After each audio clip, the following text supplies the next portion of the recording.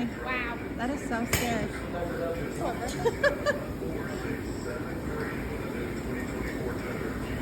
Alright, come on over here so you can see. I don't know. I think I'm scared. It's safe. It looks a lot more rickety Oh than my gosh. You see how Oh wow.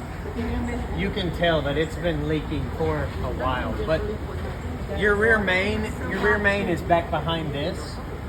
Okay. This is why I say it's the pan. Come up here and look. See how it's leaking at the front of this engine too?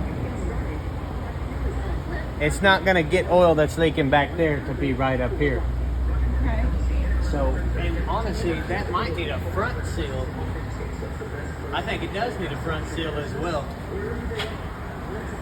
The other thing that's really common for leaking is this gasket right here, which you do whenever you do the pan. Okay. Yeah, it's not It's a hot mess. it's not just one.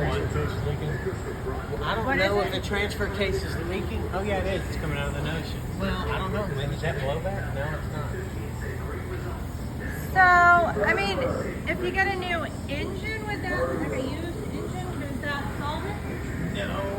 No, probably not, because the other engine is just going to do it. I did notice this one did have a little bit of tapping going on. Could you hear it? Yeah.